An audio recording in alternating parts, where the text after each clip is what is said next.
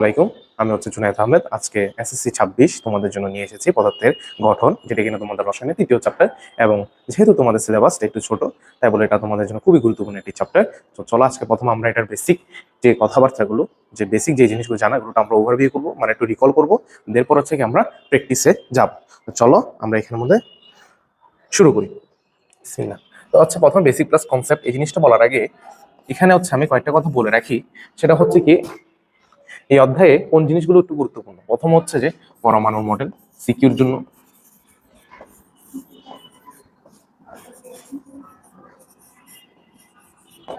তারপর হচ্ছে আপেক্ষিক ভর নির্ণয়,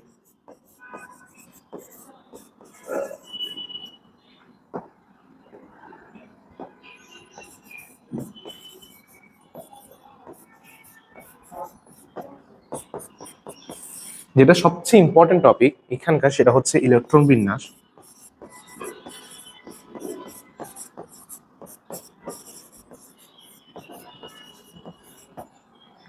এই তো যে তোমার এই জিনিসগুলো হচ্ছে কি খুবই গুরুত্বপূর্ণ হচ্ছে। হ্যাঁ, তারপর হচ্ছে তেজস্ক্রিয় আইসোটোপের ব্যবহার, তেজস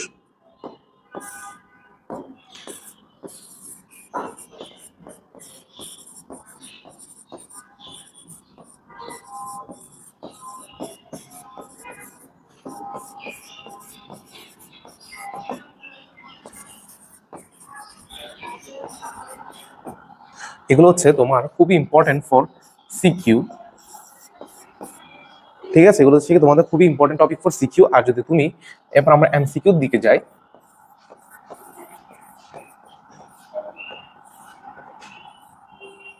এবার যদি আমরা এমসিকিউর দিকে যাই, তাহলে ইম্পর্টেন্ট টপিক সেটা হচ্ছে কি ল্যাটিন নাম,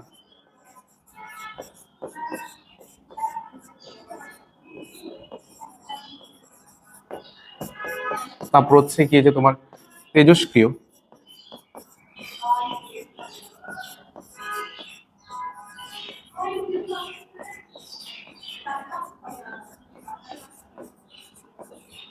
আইসোটোপের ব্যবহার ক্ষেত্র।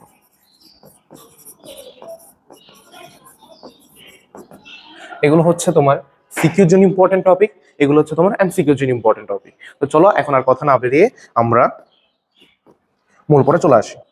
যে প্রথম হচ্ছে যে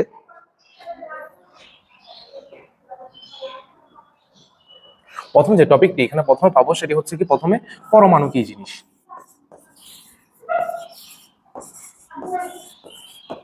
এই টপিকটি শুরু হচ্ছে পরমাণু কি দিয়ে। পরমাণু হচ্ছে তোমরা সকলে জানো পদার্থের ক্ষুদ্রতম কণা, যার স্বাধীন অস্তিত্ব নেই, তাকে বলে পরমাণু। এটি কিন্তু কতেও চলে আসতে পারে। পরমাণু কি ভাই? পদার্থের ক্ষুদ্রতম কণা, মৌলিক পদার্থের ক্ষুদ্রতম কণা, যার কোনো স্বাধীন অস্তিত্ব নেই, তাকে হচ্ছে কি বলা হয়ে থাকে ভাই? পরমাণু বলা হয়ে থাকে। তো এই পরমাণুটাকে নিয়ে বিভিন্ন ধরনের বিজ্ঞানী বিভিন্ন ধরনের তাদের মতবাদ দিয়েছেন।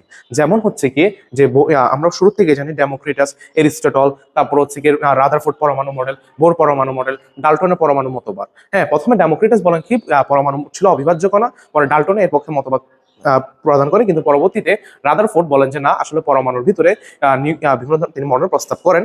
এর মাধ্যমে পরমাণুর ভিতরে যে অভ্যন্তরীণ গঠনটা তার সম্পর্কে আমরা জানতে পারি। এরপর বোর এসে এটাকে একটু সংশোধন করেন। তো প্রথমে পরমাণু, আমি তো পরমাণু কি এটা বলেছি এবং তার বিভিন্ন মতবাদ সম্পর্কে বলেছি। তাহলে পরমাণু আসলে কি কি নিয়ে গঠিত? পরমাণু হচ্ছে ভাইয়া তোমার 3টা জিনিস নিয়ে গঠিত, যেটা এগুলো আসলে 3টে জিনিস বলতে মৌলিক কণিকা।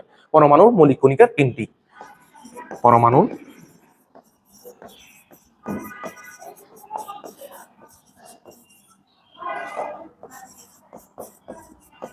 মৌলিক কণিকা,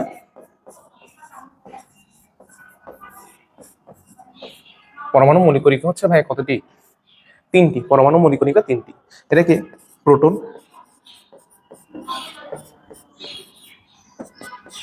নিউট্রন এবং ইলেকট্রন।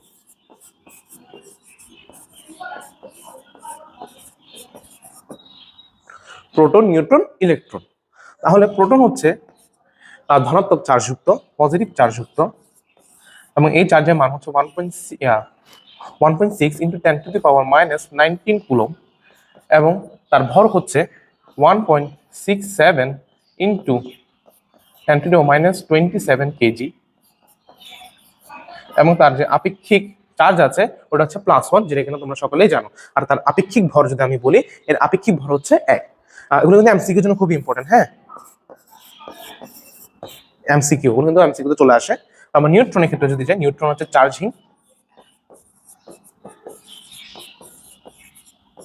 তার যদি ভরের কথা বলি তাহলে তার ভর হচ্ছে 1.67, প্রায় কাছাকাছি, 10⁻⁷ 27 কেজি,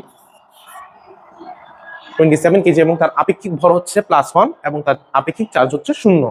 আর ইলেকট্রনের ক্ষেত্রে যদি আমি যাই, ইলেকট্রন হচ্ছে নেগেটিভ চার্জযুক্ত, ইলেকট্রন নেগেটিভ চার্জযুক্ত এবং তার চার্জের হচ্ছে -1.6 × 10⁻⁻19 কুলম্ব, এবং তার ভর যেটা হচ্ছে সেটা হচ্ছে 9 × 10⁻31 কেজি, এবং তার আপেক্ষিক যে চার্জ সেটা হচ্ছে আপেক্ষিক চার্জ হচ্ছে -1, আর আপেক্ষিক ভর হচ্ছে তোমার 0, যেহেতু এটা কি, এটা ভর, এই দেখো 1 × 9 × 10⁻31 কেজি, যেটা কিনা তোমার প্রোটন এবং নিউট্রনের ভরের তুলনায় প্রচুর নগণ্য। প্রায় প্রোটন এবং নিউট্রনের ভর হচ্ছে ইলেকট্রনের ভরে প্রায় 1800 গুণ। সো এটা আসলে আপেক্ষিকভাবে যদি আমরা চিন্তা করতে যাই, তাহলে আপেক্ষিকভাবে ইলেকট্রনের ভরকে 0 কনসিডার করা হয়ে থাকে।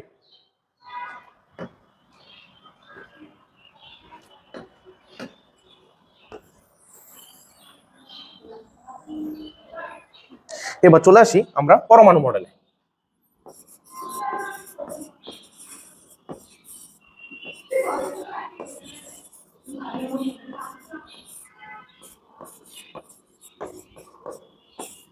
সো পরমাণু মডেলে আমাদের বই মূলত দুইজন বিজ্ঞানী পরমাণু মডেলের কথা বলা হয়েছে, একজন হচ্ছে রাদারফোর্ড আর একজন হচ্ছে বোর। সো আমি একটু এর আগে বলে রাখি যে প্রথম যে পরমাণু মডেলটা অ্যাকচুয়ালি ইলেকট্রনের যে ধারণাটা নিয়ে আসে সেটি হচ্ছে যে থমসন, যার পরমাণু মডেলটাকে বলা হয় প্লাম পুডিং মডেল। এরপর হচ্ছে ইলেকট্রন, এটার মাধ্যমে ক্যাথোড রশ্মির মাধ্যমে কি ইলেকট্রনের আবিষ্কার হয়। দেন এরপর রাদারফোর্ড উনি হচ্ছে তোমার নিউক্লিয়াসের যে ধারণাটা এবং কক্ষপথের যে ধারণাটা এটা ইনি নিয়ে আসেন। তো চল আমরা আজকে দেখে নিই রাদারফোর্ডের কিভাবে তিনি করেছেন। রাদারফোর্ড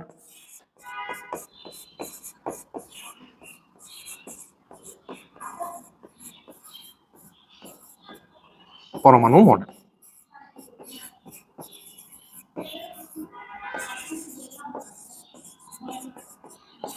রাদারফোর্ড পরমাণু মডেল মূলত হয় তোমার আলফা কণা বিচ্ছুরণ পরীক্ষা দিয়ে।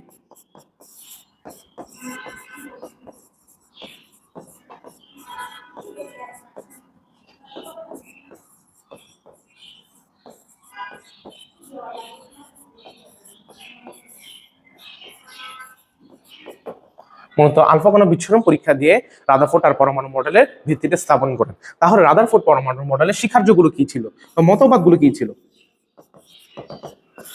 রাদারফোর্ড পরমাণু মডেলে প্রথম যে মতবাদটি ছিল সেটি হচ্ছে পরমাণু বেশিরভাগ স্থান ফাঁকা, অর্থাৎ পরমাণু বেশিরভাগ জায়গা ফাঁকা এবং পরমাণুর একটা কেন্দ্র থাকে, এই কেন্দ্রে তিনি নাম দেন নিউক্লিয়াস। পরমাণুর বেশিরভাগ জায়গা ফাঁকা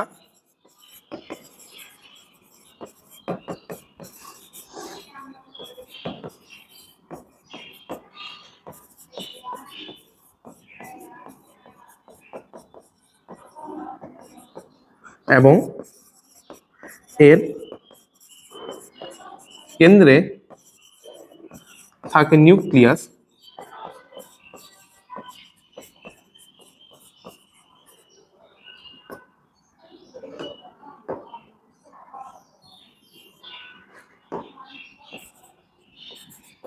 এর কেন্দ্রে থাকে নিউক্লিয়াস এবং নিউক্লিয়াসের মধ্যেই মূলত তোমার কি থাকে, এবং নিউক্লিয়াসের মধ্যে কি থাকে বলেছেন তিনি, প্রোটন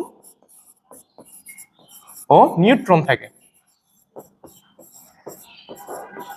যেহেতু প্রোটন এবং নিউট্রনের ভর ইলেকট্রনের তুলনায় অনেক বেশি, তাই বলে এই নিউক্লিয়াস তার মধ্যেই পরমাণুর বেশিরভাগ ভরটা কেন্দ্রীভূত থাকে।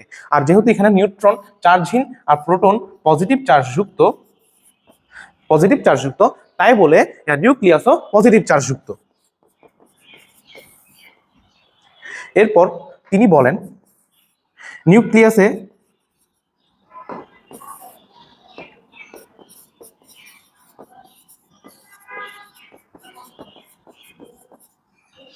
প্রোটন সংখ্যা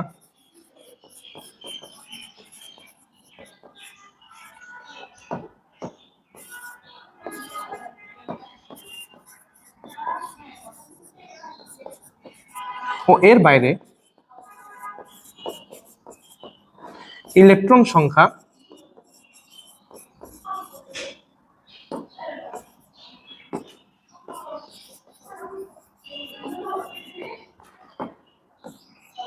সমান।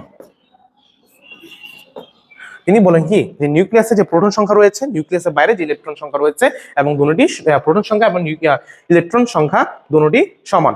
ঠিক আছে, তো ইলেকট্রন সংখ্যা এবং প্রোটন সংখ্যা তোমার সমান হওয়ার কারণে যে পরমাণু যে তাদের চার্জ একই, কিন্তু একটা চার্জ হচ্ছে পজিটিভ আর একটা চার্জ হচ্ছে নেগেটিভ, এবং তাদের সংখ্যা মান সমান হওয়ার কারণে কোনো একটা পরমাণু প্রকৃতভাবে চার্জ শূন্য হয়ে থাকে। সো আরেকটা বলতে পারি, তাই পরমাণু চার্জহীন। তবে কি পরমাণু হচ্ছে কি ভাইয়া চার্জহীন।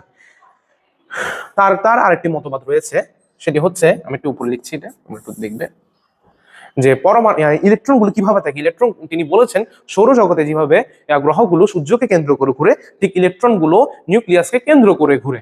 তাহলে ইলেকট্রন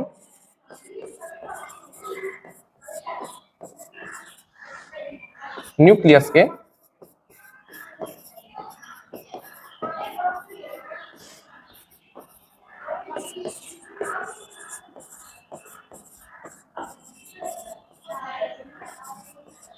ঘুরে।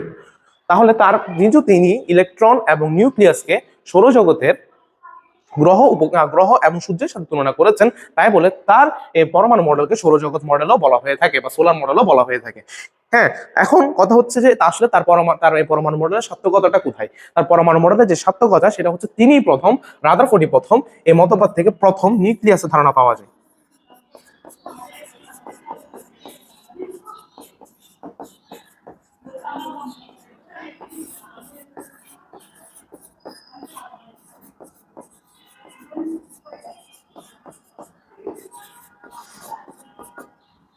এটা কিন্তু তোমাদের এমসিকিউর জন্য ইম্পর্টেন্ট। হ্যাঁ, এমসিকিউ তে চলে আসে যে প্রথম নিউক্লিয়াসের ধারণা দেন কোন বিজ্ঞানী, রাদারফোর্ড, বোর, যে থমসন নাকি ম্যাক্সওয়েল। তাহলে অবশ্যই এখানের মধ্যে হবে রাদারফোর্ড।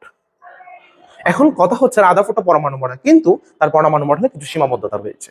যেমন প্রথমে যদি আমি বলি যে পরমাণুর যে প্রোটন এবং ইলেকট্রন গুলো রয়েছে, মানে নিউক্লিয়াস হচ্ছে চার্জ পজিটিভ চার্জযুক্ত, ইলেকট্রন হচ্ছে নেগেটিভ চার্জযুক্ত। তিনি এই নিউক্লিয়াস এবং ইলেকট্রনকে তুলনা করেছেন কাদের সাথে? গ্রহ উপগ্রহের সাথে, যারা হচ্ছে কি চার্জহীন। চার্জহীন বস্তুর সাথে চার্জযুক্ত বস্তুর তুলনা এখানে ঠিক হয়নি। তারপর তার পরমাণু মডেলে বলা হয়েছে ইলেকট্রনগুলো কিভাবে নিউক্লিয়াসের চারিদিকে ঘুরে, কিভাবে ঘুরে, তার ইলেকট্রনগুলো কক্ষপথে যে আকার, এই সম্পর্কে কোনো ধারণা দেওয়া হয়নি। তারপর সবচেয়ে বড় যে এই পরমাণু মডেলের সীমাবদ্ধতা, সেটা হচ্ছে ম্যাক্সওয়েলের তড়িৎচুম্বকীয় তথ্য। ম্যাক্সওয়েলের তড়িৎচুম্বকীয় তথ্য অনুযায়ী ইলেকট্রন যদি নিউক্লিয়াসকে কেন্দ্র করে ঘুরতে থাকে, তাহলে সে ক্রমশ তার শক্তি হারাবে এবং একসময় ইলেকট্রনটি নিউক্লিয়াসে পতিত হবে এবং এর ফলে পরমাণুর অস্তিত্ব বিলীন হয়ে যাবে। কিন্তু বাস্তবে তা হয় না। কিন্তু রাদারফোর্ড পরমাণু মডেলকে দিয়ে ম্যাক্সওয়েলের যে তড়িৎচুম্বকীয় তথ্য, সেটি মূলত ভুল প্রমাণিত হয়। তাই বলে রাদারফোর্ড পরমাণু মডেলে এই সীমাবদ্ধতাগুলো দূর করে আরেকজন বিজ্ঞানী নিলস বোর তিনি নিয়ে আসেন তার একটি পরমাণু মডেল, যেখানের মধ্যে তিনি কিনা ব্যাখ্যা করেছেন কিভাবে ইলেকট্রনের কক্ষপথ আছে, কিভাবে শক্তি স্তরগুলোর কারণে ইলেকট্রনগুলো স্থানান্তর ঘটে সেগুলো। তো চলো আমরা দেখে নিই বোর পরমাণু মডেল।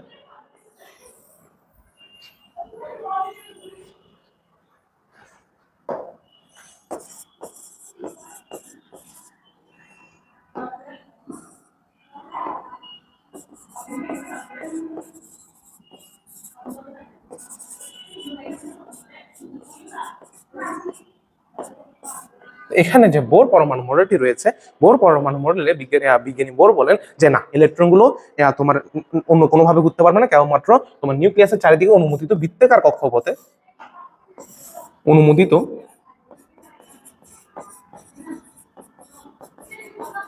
বৃত্তাকার কক্ষপথ কক্ষপথে ঘুরে, এবং এই কক্ষপথে ঘোরার সময় ইলেকট্রন গুলো শক্তি বিকিরণও করে না, শক্তি শোষণও করে না। আর এই কক্ষপথ গুলোকে বলা হয় প্রধান শক্তি স্তর। এগুলোকে মূলত n দ্বারা প্রকাশ করা হয় এবং n ইজ ইকুয়াল টু 1 2 3 4, যে কোনো রিয়েল নাম্বার হতে পারে। ঠিক আছে, তারপর তার পরমাণু মডেল তিনি বলেন ইলেকট্রন গুলো যখন নিউক্লিয়াসের চারিদিকে ঘটে, তখন ইলেকট্রনের যে কণিক ভরবেগ, ইলেকট্রনের কণিক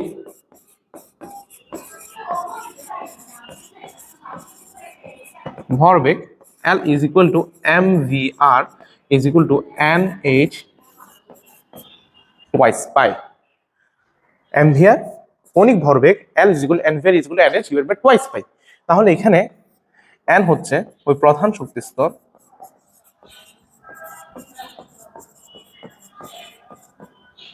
তারপরে এইচ হচ্ছে প্লাঙ্ক কনস্ট্যান্ট মানে প্লাঙ্কের ধ্রুবক,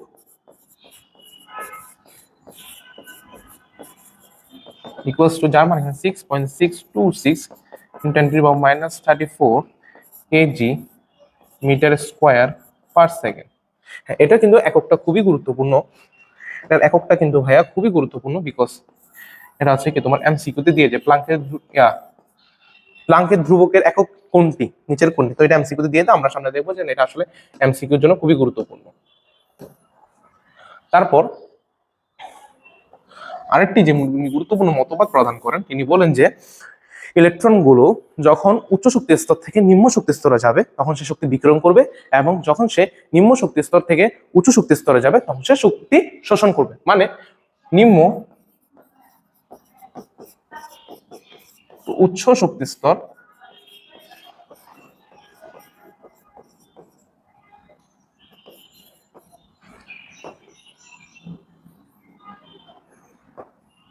তাহলে এখানে হচ্ছে কি ভাই, শক্তি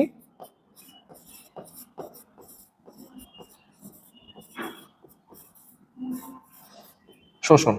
আর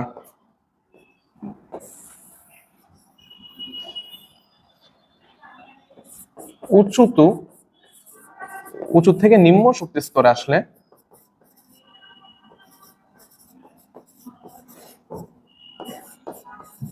শক্তি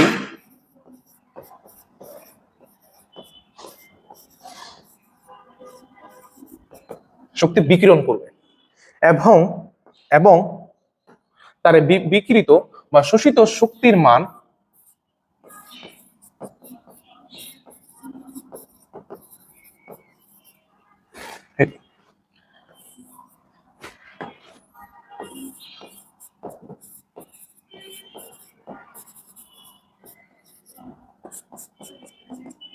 E is equal to hc by lambda is equal to h nu. এই is equal to hc by lambda is equal to h nu। হ্যাঁ, এটাকে নিউ বলা হয়, অনেকে এটাকে f দিয়ে লিখতে পারে, এটা হচ্ছে কম্পাঙ্ক। তাহলে এই h কি? h হচ্ছে ভাই প্লাঙ্ক কনস্ট্যান্ট।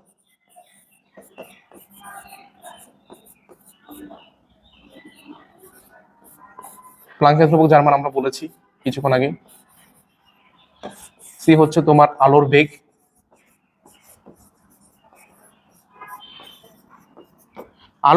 যার মান হচ্ছে 3 × 10⁸ মিটার পার সেকেন্ড। হ্যাঁ, আর ল্যামডা হচ্ছে তরঙ্গ দৈর্ঘ্য,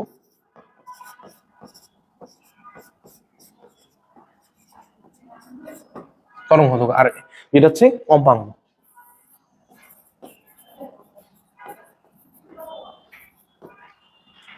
তাহলে নিলস বোর প্রথমে দিয়েছেন কি শক্তি স্তরের আকারের ধারণা, এবং শক্তি স্তরে আর যিনি বলেছেন যে শক্তি যেহেতু বিকিরণ করে না, প্রথম কক্ষপথে ঘূর্ণন শক্তি বিকিরণ করে না, শোষণ করে না, তাই বলে এখানে আমাদের ম্যাক্সওয়েল যেটি বলেছে শক্তি বিকিরণ করবে এবং পরমাণু অস্তিত্ব বিলীন হয়ে যাবে, তাই বলে এটি এখানে সম্ভব হবে না।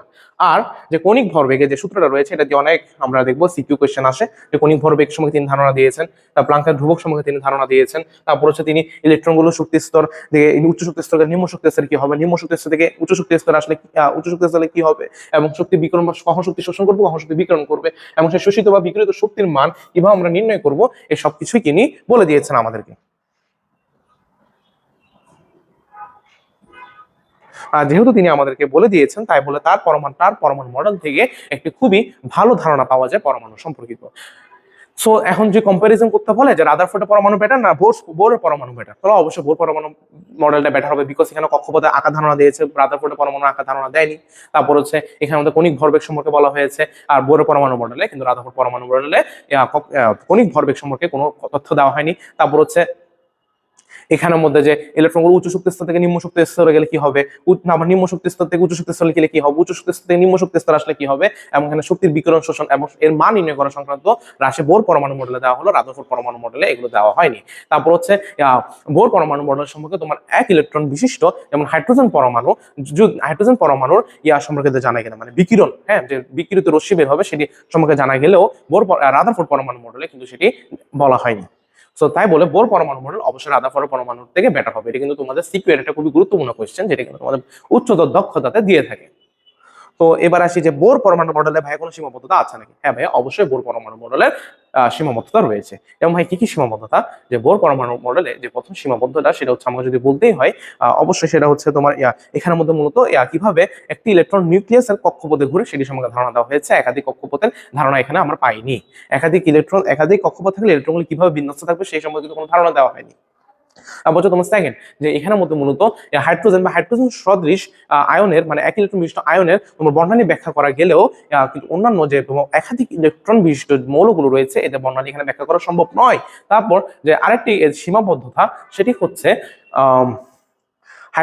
হাইড্রোজেন সদৃশ পরমাণু বলেছেন যে উচ্চ শক্তি স্তর থেকে নিম্ন শক্তি স্তর বা নিম্ন শক্তি থেকে উচ্চ শক্তি স্তরে আসা গেলে যে ইলেকট্রনের যে বিকিরণজনিত শক্তির ক্ষেত্রে একটি মাত্র বর্ণালী রেখা পাওয়ার কথা, কিন্তু অ্যাকচুয়ালি প্রিজমের মধ্যে দিয়ে সূক্ষ্ম বিশ্লেষণের মাধ্যমে দেখা গিয়েছে এখানে একাধিক রেখা থেকে, এবং এটি কেন সেটি সম্পর্কিত বোর মডেলে কোনো ব্যাখ্যা নেই। এগুলো হচ্ছে বোর মডেলের সীমাবদ্ধতা। তাহলে আমাদের যে সিকিউ কোশ্চেনে কেন আসে যে লিখবো যে বোর পরমাণু মডেল অবশ্যই রাদারফোর্ড পরমাণু দিয়ে বেটার, এবং সেই কারণগুলো বলে দিয়েছি, এগুলো সুন্দর মতো করে তোমরা সাজিয়ে লিখবে। আশা করি স্যাররা তোমাদেরকে পূর্ণাঙ্গ নাম্বার দিয়ে দিবে। সো এখন কথা না, এখন আমি একটু চলে আসি গুরুত্বপূর্ণ টপিক, সেটা হচ্ছে পরমাণু। তো আছে, আমরা পরমাণুর মধ্যে তোমার ইয়ার ভর দেখেছি, নিউক্লিয়াসের মধ্যে প্রোটন দেখেছি, নিউট্রন দেখেছি, আর এর বাইরে ইলেকট্রন দেখেছি। তাহলে একটা পরমাণুর অবশ্যই ভর আছে। পরমাণু কি অবশ্যই ভর আছে। তাহলে একটি পরমাণুর ভর কিন্তু খুবই নগণ্য হয়ে থাকে। তুমি চিন্তা করো, যেমন হাইড্রোজেনের ক্ষেত্রে আমি যদি ভর নির্ণয় করতে বলি, তাহলে হাইড্রোজেনের তোমার প্রোটন সংখ্যা হচ্ছে একটি, ইলেকট্রন সংখ্যা হচ্ছে একটি। যদি ইলেকট্রনের আপেক্ষিক বা ভর শূন্য, তাই বলে ইলেকট্রন ভর হিসাব না করলে আমার চলে। আমি যদি তাহলে দেখো হাইড্রোজেন পরমাণু যদি ভর হিসাব করে, তাহলে 1.67 × 10⁻27 কেজি, আবার -24 গ্রাম। তাহলে এটা খুবই কম। তারপরে সেভাবে অন্যান্য পরমাণু যেমন হিলিয়াম, বেরিয়াম, তারপর তোমার সোডিয়াম, ক্যালসিয়াম, এই ধরনের মৌলগুলোর ক্ষেত্রে দেখা যাবে ভরগুলো খুবই কম, নগণ্য। তাহলে এক্ষেত্রে অবশ্যই একটা সুবিধার এই হিসাবের ক্ষেত্রে একটা অবশ্যই অসুবিধা ক্রিয়েট হয়। তাই বলে বিজ্ঞানীরা যে কনসেপ্টটা এনেছেন যে আসলে না, আমাদের তো দরকার যে আসলে আমাদের হিসাবগুলো একটু সঠিকভাবে করতে হবে, তাই বলে এখানে আছে আপেক্ষিক ভর কনসেপ্টটা। হ্যাঁ, আপেক্ষিক আপেক্ষিক ভরের কনসেপ্টটা। তাহলে কোন একটা পরমাণু আপেক্ষিক ভর কাকে বলে, বা গ্রাম আণবিক ভর, বা কোন একটা পরমাণু পারমাণবিক ভর। আপেক্ষিক ভরটা কিন্তু পরমাণু ক্ষেত্রে পারমাণবিক ভর, অণু ক্ষেত্রে আণবিক ভর। আর যদি অন্য কোনো যৌগের ক্ষেত্রে, তাহলে এটা গ্রাম আণবিক ভরও বলা হয়ে থাকে। তাহলে কোন একটা পরমাণু পারমাণবিক ভর হচ্ছে, আমরা সকালে তোমরা হয়তো বা জানো, পরমাণু পারমাণবিক ভর,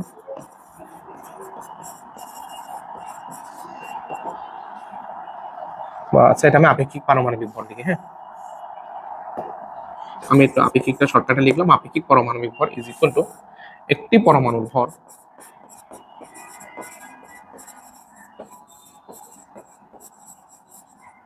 ডিভাইডেড বাই কার্বন 12 আইসোটোপের 1/16 অংশের ভর।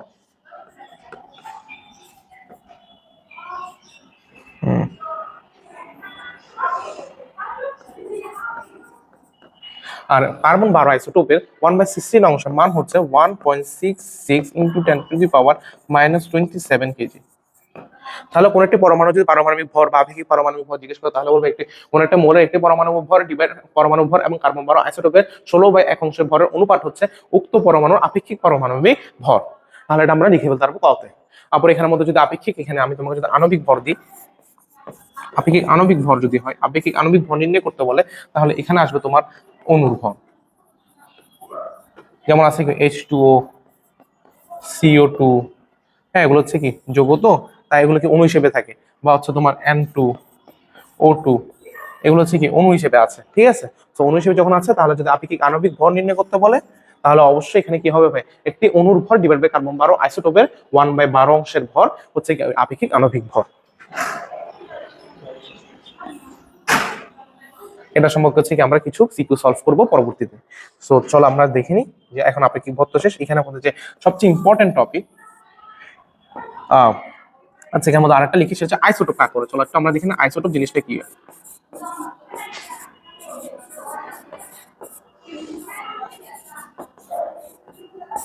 আইসোটোপ হচ্ছে কোন একটা মোলের দুটি পরমাণুর যদি তোমার প্রোটন সংখ্যা একই, এবং অবশ্যই যেহেতু তারা একই মোলের পরমাণু, প্রোটন সংখ্যা একই থাকবে, কিন্তু তোমার ভর সংখ্যা ভিন্ন হয়। ভর সংখ্যা ভিন্ন হয়, প্রোটন সংখ্যা তাহলে একই, তাহলে ভর সংখ্যা কেন ভিন্ন হবে? অবশ্যই নিউট্রনের সংখ্যার কারণে। অর্থাৎ পরমাণু প্রোটন সংখ্যা একই কিন্তু ভর সংখ্যা ভিন্ন, তাহলে উক্ত পরমাণু থেকে পরস্পরের আইসোটোপ বলা হয়। যেমন আমি যদি বলি যে O8 16 O8 17 O8 18, তাহলে এই তিনটি অক্সিজেন পরমাণুর মধ্যে তাদের প্রোটন সংখ্যা কিন্তু একই, কিন্তু তাদের কি ভিন্ন ভাইয়া? ভর সংখ্যা ভিন্ন। ভর সংখ্যা ভিন্ন মানে কি হচ্ছে ভাইয়া? যে তোমার ইলেকট্রন সংখ্যা নিউট্রন সংখ্যাটা ভিন্ন, তাই বলে এখানে এরা পরস্পর হচ্ছে কি ভাইয়া? আইসোটোপ।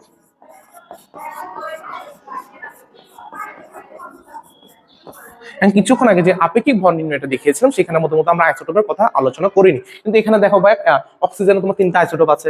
এখন কিন্তু এই 3টা আইসোটোপের মাধ্যমে আসলে আমি অক্সিজেনের আপেক্ষিক ভর কাকে কনসিডার করব?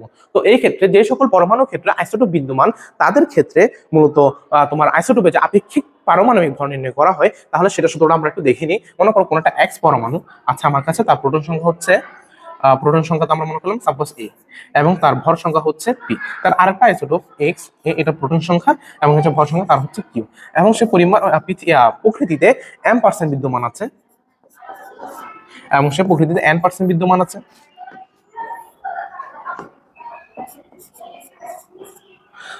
সে প্রকৃতিতে আছে m%, এবং সে প্রকৃতিতে আছে n%। তাহলে এই ক্ষেত্রে আইসোটোপের যে আপেক্ষিক পারমাণবিক ভরটি আসবে, এটা এখানে লিখি, আপেক্ষিক পারমাণবিক ভর আইসোটোপের ক্ষেত্রে সেটি হবে m into P plus n into Q divided by 100। হ্যাঁ, তাহলে এখানের মধ্যে m into P into plus n into P divided by 100। তাহলে মনে করো তার এখানে মধ্যে আমরা দুইটা আইসোটোপ নিয়ে আলোচনা করেছি। এখন যদি তার 5টি আইসোটোপ থাকতো বা n সংখ্যক আইসোটোপ থাকতো, তাহলে এখানে কি হতো কি, যে তোমার এটা প্রকৃতিতে কত পার্সেন্ট, প্রকৃতিতে কত পার্সেন্ট বিদ্যমান সেটা ইন্টু এটার ভর সংখ্যা, এভাবে করে সবগুলো গুণ করে যতটা আইসোটোপ আমাকে দেওয়া থাকে, যেমন এখানে 3টি আছে, তাহলে এখানের মধ্যে মনে করো 3টি থাকতো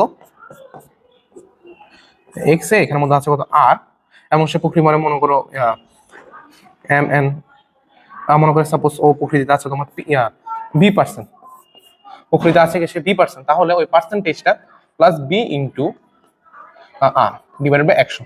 তাহলে তার যত সংখ্যক আছে ওইভাবে হচ্ছে যে তাকে m into P n into Q plus B into R, অর্থাৎ তার ভর সংখ্যা ইন্টু প্রকৃতিতে তার যে পরিমাণ, শতকরা পরিমাণ, তার গুণফলের যোগ, যে সামটা রয়েছে, যে যোগফল রয়েছে সেটা যোগ করে ডিভাইডেড বাই 100, মানে 100 দ্বারা ভাগ, তাহলে আমি আপেক্ষিক পারমাণবিক ভরটা পেয়ে যাচ্ছি।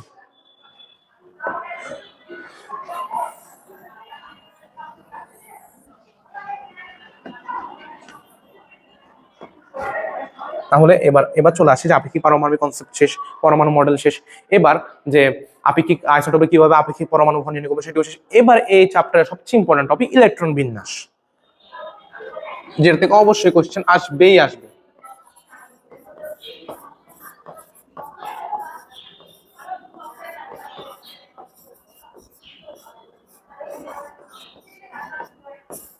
তোমার যে ইলেকট্রন বিন্যাস রয়েছে, আমরা মূলত কি করে থাকি, যে মনে করো একটা সোডিয়াম আমি র্যান্ডম একটা পরমাণু নিলাম N11 নিলাম, তাহলে তার ইলেকট্রন যে বিন্যাসটা আমরা লিখে থাকি মূলত 2 8 1।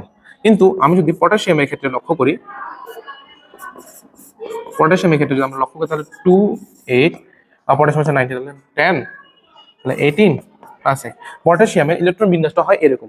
কিন্তু আমরা জানি সকলে 2n² সূত্র অনুযায়ী যে কোন একটা প্রধান কক্ষপথে ইলেকট্রন ধারণ ক্ষমতা হচ্ছে কত, 2n²। কিন্তু 2n² অনুযায়ী আমি যদি করি যে তৃতীয় কক্ষপথে ইলেকট্রন ধারণ ক্ষমতা হচ্ছে 9 ইন্টু 2, তাহলে আলটিমেটলি 18। অর্থাৎ তৃতীয় কক্ষপথে তোমার 18টি ইলেকট্রন থাকতে পারবে, কিন্তু এখানে দেখা যায় পটাশিয়ামের ক্ষেত্রে তার মাত্র 8টি ইলেকট্রন রয়েছে, এবং তার যে 19তম ইলেকট্রনটা সেটি চলে যায় তোমার চতুর্থ কক্ষপথে। ঠিক একইভাবে ক্যালসিয়ামের ক্ষেত্রেও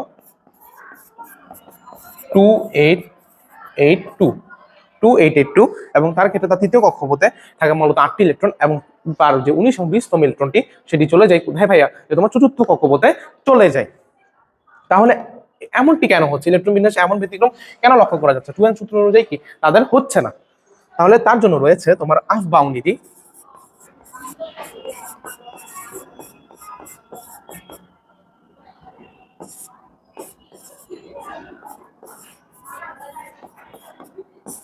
তাহলে এই আফবাউ নীতিটা কি প্রযোজ্য এক্ষেত্রে? তাহলে আফবাউ নীতি অনুযায়ী তাহলে কি দেখি, মূলত যে তোমার ইলেকট্রন যে আমরা বলেছি যে প্রধান শক্তি স্তরে রয়েছে, প্রধান শক্তি স্তরে আছে ঠিক আছে, কিন্তু প্রধান শক্তি স্তরগুলো কি অনেকগুলো উপশক্তি স্তরে বিভক্ত, এবং এই উপশক্তি স্তরগুলোকে আমার এল দ্বারা প্রকাশ করা হয়ে থাকে। তাহলে এই প্রথমে হচ্ছে কি প্রধান শক্তি স্তরগুলো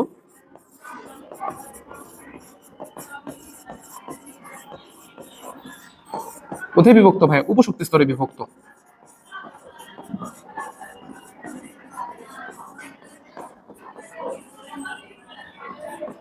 প্রধান প্রধান শক্তি স্তরগুলো কোথায় পায়? কথা হচ্ছে উপশক্তি স্তরে বিভক্ত। তাহলে উপশক্তি স্তরে যেহেতু এটা বিভক্ত, তাহলে এই উপশক্তি স্তরগুলোকে মূলত আমরা কি দিয়ে থাকি? এল দ্বারা প্রকাশ করে থাকি। যেমন প্রধান শক্তি স্তরে কি তোমার এন দ্বারা প্রকাশ করা হয়ে থাকে, তেমনি হচ্ছে কি তোমার উপশক্তি স্তরগুলোকে এল দ্বারা প্রকাশ করা হয়ে থাকে। আর এল এর মান মূলত 0 হতে n-1 পর্যন্ত হয়ে থাকে। তাহলে n = 1 হলে এখানে n = 1 এর জন্য l = 0 পাচ্ছি, n = 2 এর জন্য l এর মান হচ্ছে 0 আর 1 পাচ্ছি। এখন এক্ষেত্রে তাহলে এখন আমাকে তো বুঝতে হবে যে l এর মান 0, l এর মান হচ্ছে কত? 0,1। তাহলে l এর মানের উপর ভিত্তি করে উপশক্তি স্তরগুলোকে বিভিন্নভাবে চিহ্নিত করা হয়ে থাকে। যেমন আমি যদি এখানে l = 0 বলি, তাহলে আমি যে উপশক্তি স্তরটি পাবো সেটি হচ্ছে s উপশক্তি স্তর।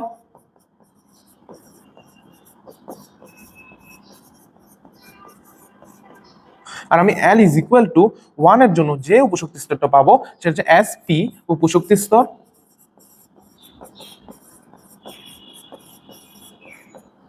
আর আমি n = 2 এর জন্য যে উপশক্তি স্তরটা পাবো যে spd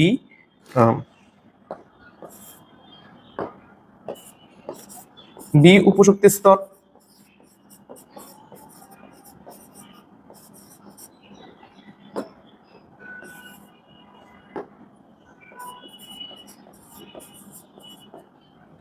এভাবে আমরা l এর মানের উপর ভিত্তি করে তোমাদের s উপশক্তি স্তর, p উপশক্তি স্তর, d উপশক্তি স্তর, ঠিক একইভাবে l এর মান যদি আমার 3 হয় তাহলে যে উপশক্তি স্তরটা পাবো সেটা হচ্ছে তোমার f উপশক্তি স্তর।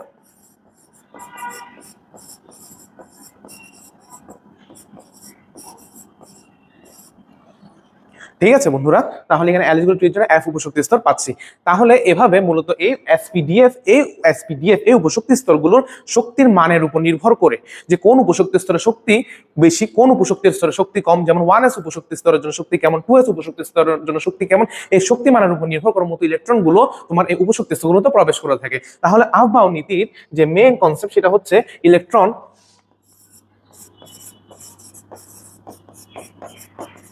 প্রথমে নিম্ন শক্তির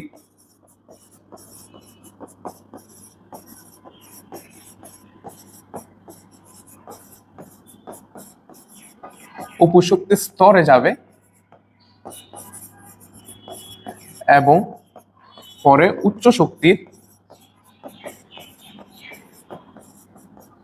উপশক্তি স্তরে যাবে।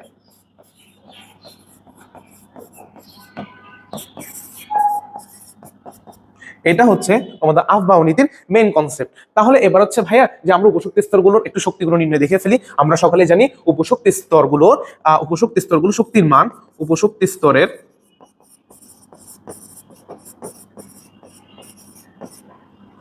শক্তির মান মূলত হয়ে থাকে n+l। তাহলে যে সকল উপশক্তি স্তরে n+l এর মান বেশি সে উপশক্তি স্তরে শক্তি বেশি, আর যে উপশক্তি স্তরে n+l এর মান কম সে উপশক্তি স্তরে শক্তি কম। তাহলে কিন্তু কোনো ক্ষেত্রে যদি ভাই n ভিন্ন কোনো কারণে মনে করো n ভিন্ন কিন্তু n+l এর মান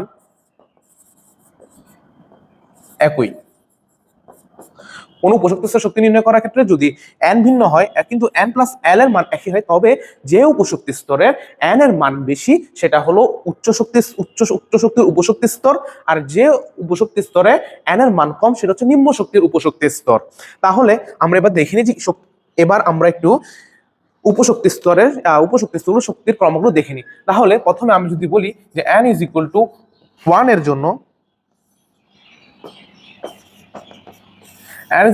জন্য আমার l এর মান হচ্ছে 0। তাহলে এক্ষেত্রে প্রথম শক্তি স্তরটার যে আমি ইয়াটি পাবো, উপশক্তি স্তরটি পাবো সেটি হচ্ছে 1s।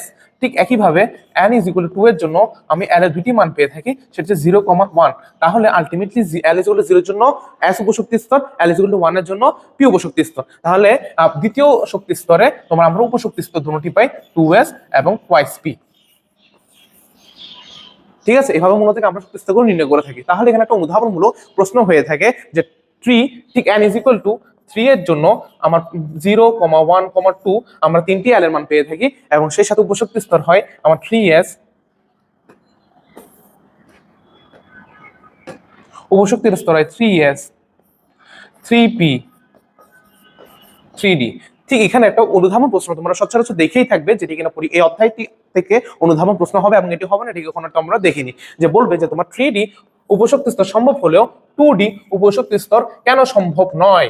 বিকজ 2d উপশক্তি স্তরের জন্য, বিকজ d উপশক্তি স্তরের জন্য আমরা জানি l এর মান কত হতে হয়, 2 হতে হয়, কিন্তু n is equal to 2 এর জন্য l এর দুইটি মানই পাওয়া যায় 0,1। আর তাহলে 2d উপশক্তি স্তর অস্তিত্ব থাকতে গেলে n is equal to 2 এর জন্য l এর হচ্ছে কি, l এর জন্য 0 1 0 1 2, অর্থাৎ এলিমেন্ট 2 হতে হবে, যেটা কিনা সম্ভব নয়। তাই বলে 2d উপশক্তি স্তর সম্ভব নয়। এটা অনুধাবন আসলে তোমরা এভাবে সুন্দর মতো গুছিয়ে লিখে দিবে।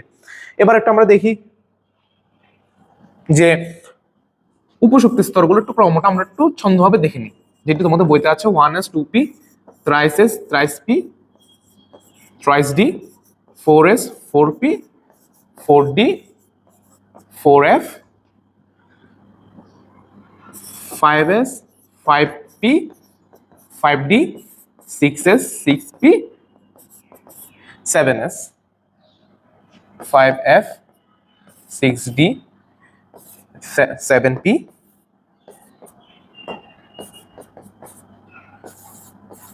8s। তাহলে বইয়ে এভাবে তুমি তির্যকভাবে রেখা টানি, তাহলে আমরা এই উপশক্তি স্তরে যে ক্রমটা সেটি খুবই সহজভাবে পেয়ে যাচ্ছে। তাহলে প্রথম আসছে কত 1s, তারপর হচ্ছে 2s, তারপর হচ্ছে তোমার 2p, তারপর হচ্ছে তোমার 3s, তারপর হচ্ছে তোমার 3p, তারপর হচ্ছে তোমার 4s, তারপর হচ্ছে তোমার 3d, তারপর আসছে তোমার 4p, তারপর আসছে তোমার 5s, তারপর আসে 4d, তারপর আসে তোমার 5p, তারপর আসছে তোমার 6s, এভাবে ডট ডট ডট এভাবে করে আমরা মধ্যে ক্রমটি সাজিয়ে লিখে ফেলবো। তাহলে এবার দেখি যে এই আহ্বান নীতি অনুসারে কিভাবে তোমার কেন পটাশিয়াম ক্যালসিয়াম এদের ইলেকট্রন বিন্যাসে 2n স্কয়ারের ব্যতিক্রম ঘটেছে।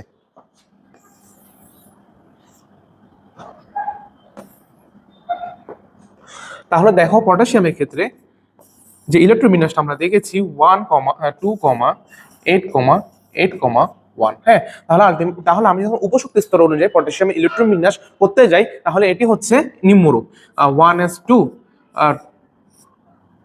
আর একটি কথা বলে দিই, কোন একটা উপশক্তি স্তর মনে করো, s উপশক্তি স্তরে কয়টি ইলেকট্রন থাকবে, p উপশক্তি স্তরে কয়টি ইলেকট্রন থাকবে, d উপশক্তি স্তরে কয়টি ইলেকট্রন থাকবে। মূলত উপশক্তি স্তরে ইলেকট্রন ধারণ ক্ষমতাটা তোমার 2 ইলেকট্রন ধারণ ক্ষমতা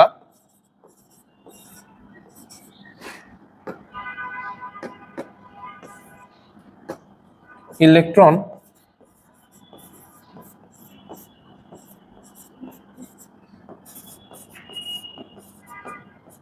ধারণ ক্ষমতা হলো 2 × 2n + 1। অর্থাৎ কোন একটা উপশক্তি স্তরে তোমার 2 × 2l + 1 এত কয়টি ইলেকট্রন থাকতে হবে। তাহলে s এর জন্য আমরা জানি l এর মান 0, তাহলে আলটিমেটলি 2 × 0 + 1, তাহলে এটি ডাইরেক্ট এখানে 2 0 2 1, তাহলে 2টি, অর্থাৎ s এ তোমাদের সর্বোচ্চ 2টি ইলেকট্রন থাকতে পারবে। p এ l = 0,1, তাহলে সরি l এর মান হচ্ছে কত 1, তাহলে 2 × 1 + 1, তাহলে 2 1 2 3 3 2 6, 6টি। ঠিক তেমনি d তে থাকবে l = d এর জন্য l এর মান হচ্ছে 2, ঠিক d এ ইলেকট্রন ধারণ ক্ষমতা হচ্ছে 2 × 2 + 1, তাহলে 2 2 4 4 1 5 5 গুণ 10, তাহলে 10টি। অর্থাৎ s এ সর্বোচ্চ ইলেকট্রন থাকতে পারবে 2টি, p তে সর্বোচ্চ ইলেকট্রন থাকতে পারবে 6টি এবং d তে ইলেকট্রন থাকতে পারবে সর্বোচ্চ 10টি। তাহলে আমরা এই নিয়ম অনুযায়ী একটু দেখি এর ইলেকট্রন বিন্যাসটা কি হয়। তাহলে 1s2, হ্যাঁ, তাহলে আলটিমেটলি এখানে যদি আমি কি লিখি যে 2s2 2p6, তাহলে কয়টি হয় 8টি 10টি।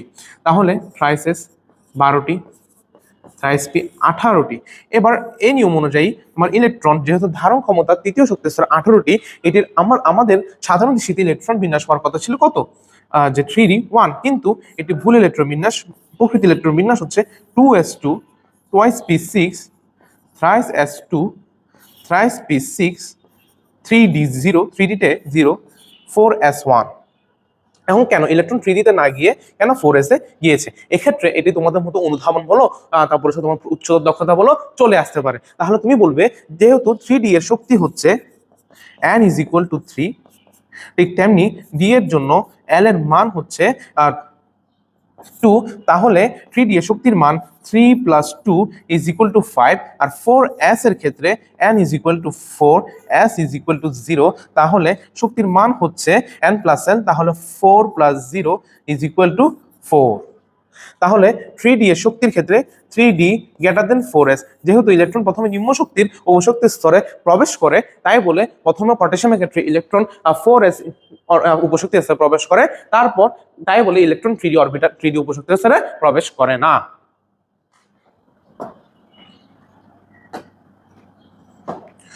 তাহলে আমরা এখন আফবাও নীতিটা বুঝে গিয়েছি। তাহলে আফবাও নীতি অনুযায়ী আমরা বিভিন্ন ধরনের মৌলের ইলেকট্রোবিন্যাস করতে পারবো। ঠিক তেমনি যেমন আমরা যদি বলি যে তোমাদের স্ক্যান্ডিয়াম যে ইলেকট্রোবিন্যাস সেটি হবে 1s2 2s2 2p6 3s2 3p6 3D আমি খালি রাখবো বিকজ আগে প্রথম 4s এ দুইটি ইলেকট্রন প্রবেশ করবে, যেহেতু 4s এ ইলেকট্রন স্থানাঙ্ক ক্ষমতা দুইটি, আর এখানে যদি 20 তাহলে এখানে 3D 1। ঠিক তেমনি আমি যদি ক্রোমিয়ামের ইলেকট্রন বিন্যাসটা লক্ষ্য করি তাহলে হচ্ছে 1s2 2s2 2p6 3s2 3p6 3d4 4s2। এটি মূলত আমাদের আপাত দৃষ্টিতে ক্রোমিয়ামের ইলেকট্রন বিন্যাস, কিন্তু এই ইলেকট্রন বিন্যাসটা ভাইয়া কি ভুল, কারণ ক্রোমিয়ামের প্রকৃত ইলেকট্রন বিন্যাস হচ্ছে 2s2 2p6 3s2 3p6 তারপর 4s1 3d5। ঠিক, কিন্তু এখানেও এবার আফবাও নীতির ব্যতিক্রম ঘটেছে। ঠিক আছে, ঠিক তেমনি কপারের ইলেকট্রন বিন্যাসের ক্ষেত্রে আমরা একই ব্যতিক্রম লক্ষ্য করতে পারি। 1s2 2s2 2p6 3s2 3p6 3d10 4s1।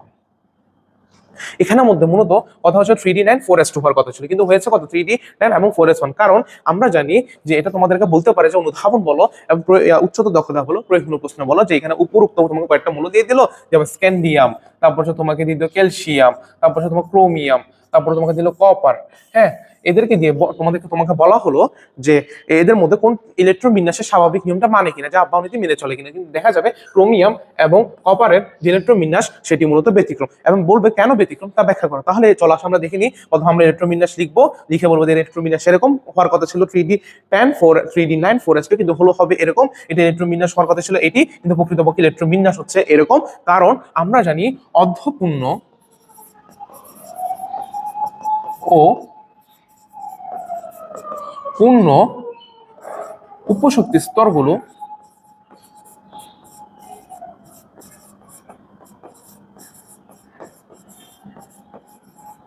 অধিকতর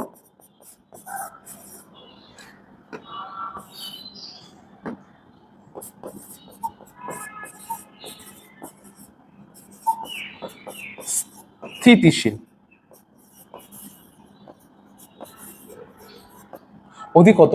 অর্ধপূর্ণ এবং পূর্ণ উপশক্তি স্তরগুলো মূলত তোমার অধিকতর স্থিতিশীল হয়ে থাকে, তাই বলে তোমার 3d5 তোমার 3d4 অপেক্ষা অনেকটা স্থিতিশীল, 3d10 3d9 অপেক্ষা অধিকতর স্থিতিশীল। ঠিক একইভাবে তোমার 2p3 মানে p3, যা এখানে আমি বললাম না, আমি এখানে n দিয়ে দিলাম, হ্যাঁ, np3 np2 বা np4 অপেক্ষা অধিকতর স্থিতিশীল, বা np5 অপেক্ষা অধিকতর স্থিতিশীল। মূলত এখানের মধ্যে ক্রোমিয়ামে সাধারণ নিয়মে হয় 3d4, কিন্তু 3d4 অপেক্ষা অধিকতর স্থিতিশীল বলে 4s2 থেকে 4s হতে একটি ইলেকট্রন 3d তে চলে এসে 3d5 হয়ে যায়, যেটি কিনা এখানে ক্রোমিয়ামকে স্থিতিশীলতা দান করে। ঠিক একই কথা প্রযোজ্য তোমার কপারে। তাহলে বন্ধুরা দেখো, এখানের মধ্যে আমরা একটি সিকিউ প্রশ্ন অবশ্যই পেয়ে গেছি, যেটি কিনা খ মানে অনুধাবন, গ মানে প্রয়োগমূলক, কিংবা ঘতে তোমাদের দিতে পারে। ঠিক আছে, তো চলো এবার আমরা একটু সামনে এগিয়ে যাই। এই প্রথমত ইলেকট্রন বিন্যাস আমরা দেখে ফেললাম। সো এরপর হচ্ছে ইলেকট্রন বিন্যাসের পরে এই যে টপিকটা রয়েছে সেটি হচ্ছে যে তোমাদের তেজস্ক্রিয় আইসোটোপের ব্যবহার।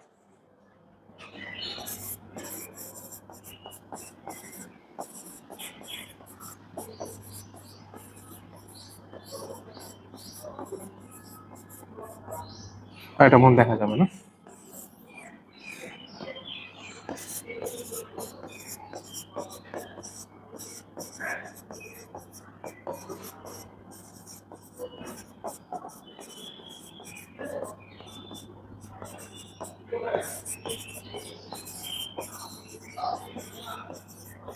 তোমরা দেখবে তোমাদের বইয়ে বিভিন্ন ধরনের তেজস্ক্রিয় আইসোটোপের ব্যবহার সম্পর্কিত বিভিন্ন ধরনের প্যারা রয়েছে, যেমন বিভিন্ন ধরনের ক্ষেত্রের কথা উল্লেখ রয়েছে। যেমন কি কি ভাইয়া? যেমন হচ্ছে তোমার কৃষি ক্ষেত্র,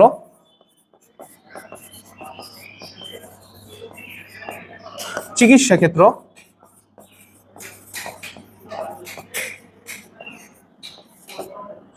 শক্তি উৎপাদন,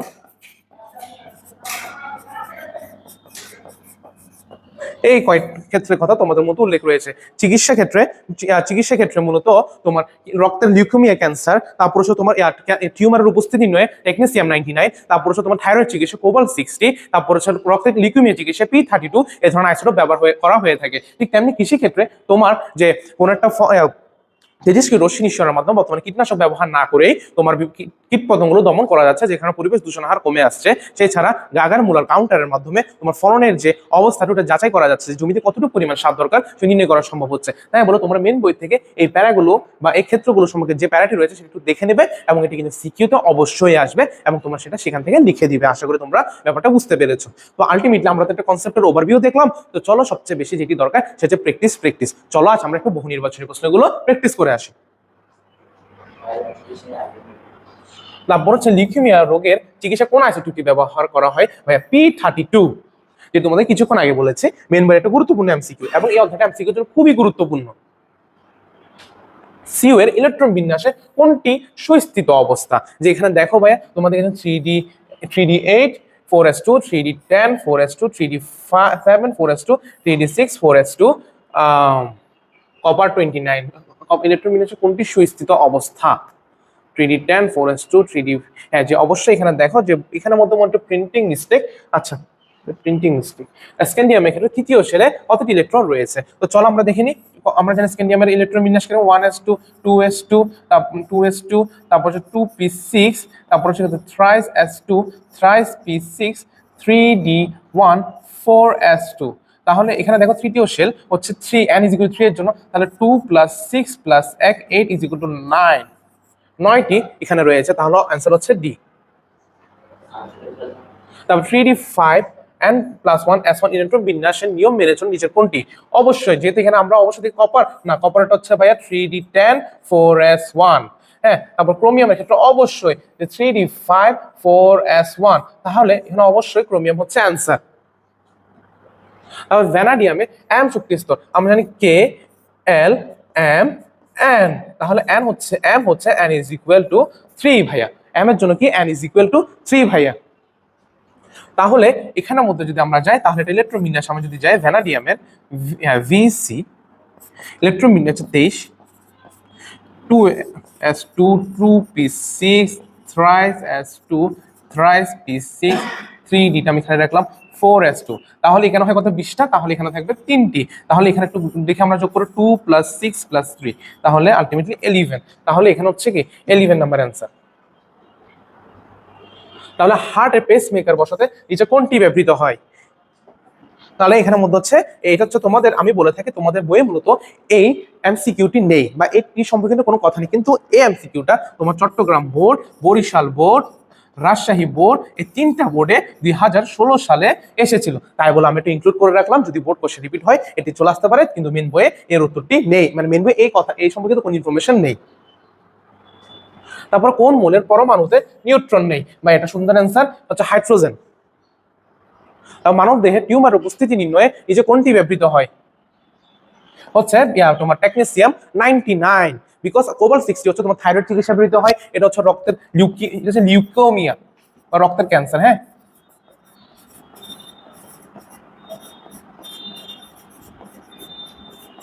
এটা হচ্ছে থাইরয়েড চিকিৎসা।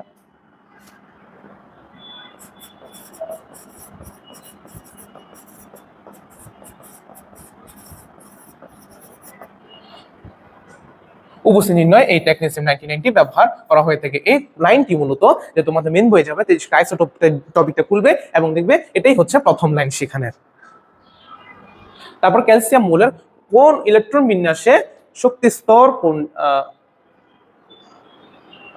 ক্যালসিয়ামের ইলেকট্রন বিন্যাসে শক্তি স্তর কোনটি? আচ্ছা, এটা একটু প্রিন্টিং মিস্টেক। এটা হচ্ছে এখানের মধ্যে মূলত হবে ক্যালসিয়ামের মৌলের ইলেকট্রন বিন্যাসে, দ্বারা এখন ঠিক করে দিই, সেটা হচ্ছে শক্তি স্তর কয়টি।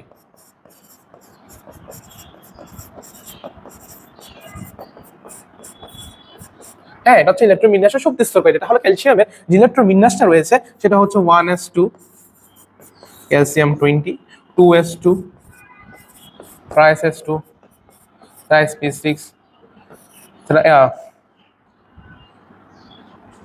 3sd1 sorry 3sd2। তাহলে আলটিমেটলি হচ্ছে 20টা ইলেকট্রন আমার পূর্ণ হয়ে গেল।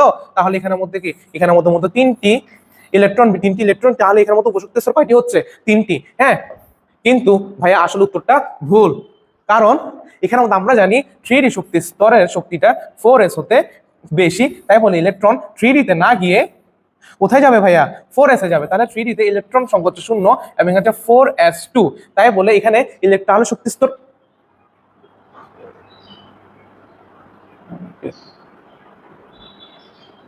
আচ্ছা, আমি একটা প্রশ্নটা মনে চলে গেছে। তাহলে আপনি ছিল কি ক্যালসিয়ামের কতটি শক্তি স্তর রয়েছে,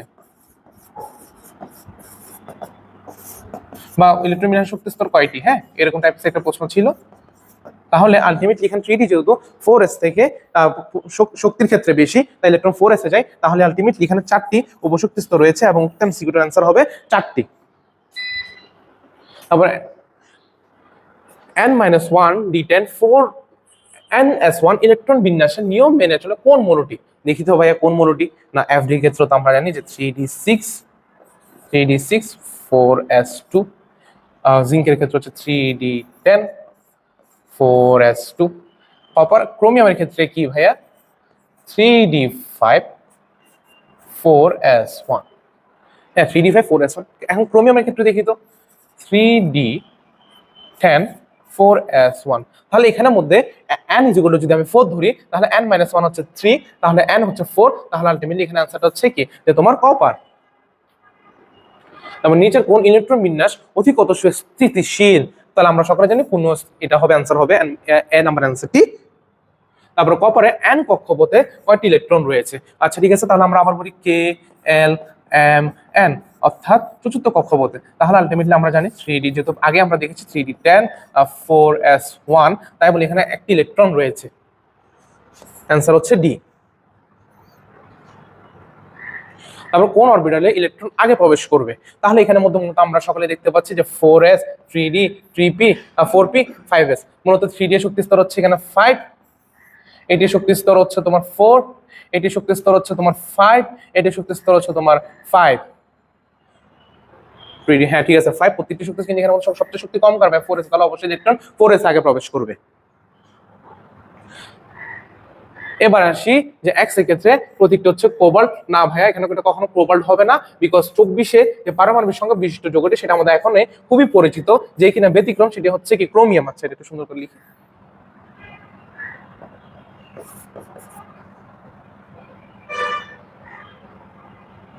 সেটি হচ্ছে কি ভাইয়া? যে ক্রোমিয়াম। হ্যাঁ, তাহলে সে হচ্ছে কি ভাই? ক্রোমিয়াম। তাহলে আলটিমেটলি 24-এ যে পারমাণবিক সংখ্যা বিশিষ্ট মৌলটি রয়েছে সে আমাদের পরিচিত ক্রোমিয়াম, তাই বলি এখানে 1 নাম্বারটি ক্রস। তাহলে অপশনে আছে কত ভাই? 2 ও 3।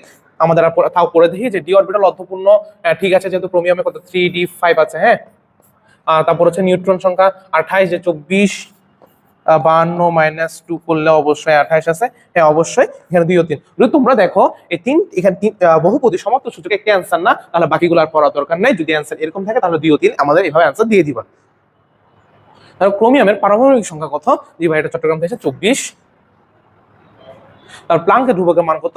যে আমরা অবশ্যই জানি 6.6। এখানে মধ্যে 6.6 তো কোথাও নেই। অনেক সময় দেখবে যে তোমাদেরকে এই মানটি দিয়ে দিল, কিন্তু একক যেটি সেটা অনেক সময় ভুল দেওয়া থাকে। সো বি কেয়ারফুলি, যে এই কোশ্চেনটা এভাবে না করো, মান একই দিতে পারে এবং একক ভুল দিতে পারে। সো অবশ্যই তোমরা এককটি দেখবে, যে এটার আসলে এককটি কি। আমরা এটা আবার দেখিনি, আমরা জানি L is equal to mvr is equal to nh divided by twice pi. হ্যাঁ, তাহলে আলটিমেটলি আমি h ইজ ইকুয়াল টু লিখতে পারি টোয়াইস পাই ইনটু mvr আর এখানে কত n। তাহলে আলটিমেটলি এগুলো হচ্ছে কনস্ট্যান্ট। হ্যাঁ, এদের কোনো একক নেই। তাহলে এর h এর যে এককটি সেটির মধ্যে কার উপর নির্ভর করতেছে, mvr এর যে গুণফল যে কণিক ভরবেগের এককের সাথে নির্ভর করতে। তাহলে m এর একক হচ্ছে কেজি আর ইনটু বেগের একক হচ্ছে মিটার পার সেকেন্ড আর আর মানে রেডিয়াসের একক হচ্ছে মিটার। তাহলে আলটিমেটলি অবশ্যই এটা হবে KG M square S inverse.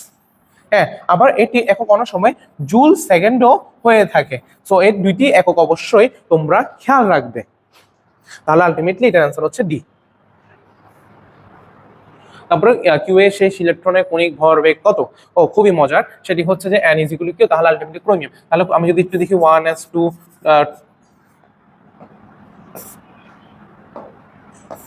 1s2 2s2 2p6 thrice s2 thrice 5 thrice তাহলে 18 প্লাস 6 তাহলে 4s1।